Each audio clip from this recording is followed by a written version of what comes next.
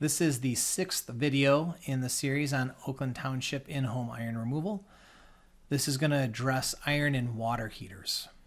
We've previously addressed iron in water softeners. We've talked about iron filters and sediment filters. We've also discussed water main flushing through hydrants, service line flushing, and then exactly how that water treatment process works with polyphosphate and chlorine in your system. So for a water heater, we have a couple things that we want to address. Flushing your water heater regularly to remove sediment is extremely important. So in Oakland Township, where iron is a problem, you should perform water heater flushes as frequently as every 3 to 6 months.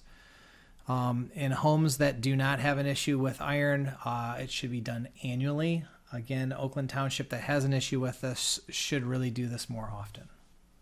It's a best practice. Rust in your water heater can be super gross. You can see on the right hand side there a water heater that has rusted out and what comes out of it. If there's no filtration before the water heater, rust from the water mains will settle into the bottom of that water heater and build up over time. So even with filtration, soluble iron that was sequestered is released faster as polyphosphate degrades at that higher temperature. That released iron will quickly rust and then settle at the bottom of your water heater. So sequestered and soluble iron and some rust will reach that water heater. In this diagram, as we've said in previous videos, the sequestered soluble iron is in those blue hexagons with the green around those. The green signifies the polyphosphate. The oxidizer in this situation, the chlorine, is the yellow line, and then the red items are the rust. So here we can see polyphosphate is degrading over time, and the oxidizer is working on it to turn it into rust. So at higher temperature in a water heater, there's an increased rate of deterioration of polyphosphate. So you can see there on the right-hand side, there is a lot of sequestered iron. It breaks down with the high temperature over a fairly short period of time, could be a matter of hours, and then it is then turned into rust. That rust then precipitates out, falls down to the bottom of your water heater.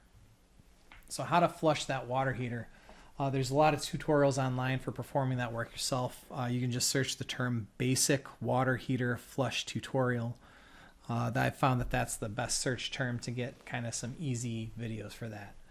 I will caution you that older corroded valves can leak after use. So if your water has never been flushed, your water heater's never been flushed, and it's more than 2 years old, you might consider having a licensed plumber or other qualified person perform that water heater flush, unless you're comfortable performing a little bit of minor repair yourself. Here are some additional tutorials. I will throw these in the comment section in the description of the video so that you guys can have that on hand. So why do you perform a water heater flush? So the benefits: improved water heater efficiency. There's increased water heater life. There's reduced staining on laundry and then reduced staining on sinks and tubs. You can see on the right hand side there, it looks kind of like oatmeal that's coming out of that water heater. That is a iron mixed with calcium on there. So high water hardness. Looks like that water heater had never been flushed before and probably didn't have a water softener upstream of it. What about tankless water heaters? So tankless water heaters, they quickly heat water to near boiling temperatures, and that can cause dissolved minerals in the water, including iron, to quickly turn into debris in that pipe. So soluble iron that was sequestered is released as polyphosphate, and that degrades at high temperatures, and so that iron will quickly rust. So those need to be flushed as well. There's a link here to a tutorial on that. The key here is to follow the manufacturer's specific procedures for doing that flushing and descaling those tankless water heaters. Those often require a separate chemical. There's such a variety involved in those water heaters that I'm not going to get into that in this presentation. So if your home has issues with iron in the hot water only, if there's no iron in the cold water, but only in the hot water, and you're already performing those regular hot water heater flushes, you might consider installing a hot water filter. They're designed to withstand elevated temperatures. So the ones you get at Home Depot that are those blue casings, those are not designed for high temperature. You really need a very specific one for that. It's usually only necessary on tankless water heaters, but in this case, if you feel that it would be necessary, it might be the right product for you.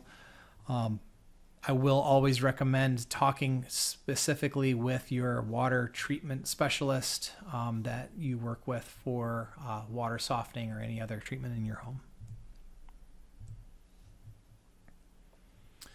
One other item that is key on here that I want to mention is flushing exterior spigots. So in exterior spigots or other infrequently used fixtures, they might have more rust. We keep talking about the idea of like the polyphosphate degrading over time.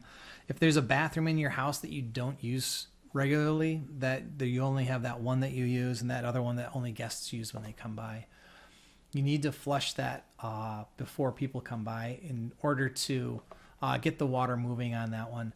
Exterior spigots, if you leave on vacation for a long period of time, always turn your water heater down to get that temperature down. But also when you come back, you might want to do a flush on that water heater. If you leave over the winter, if you're a snowbird that's heading out and you come back in the springtime, definitely a water heater flush right when you come back. So run that fixture until the water is clear before using it for other tasks. And that might only be for a few seconds, but it could be for a couple minutes too.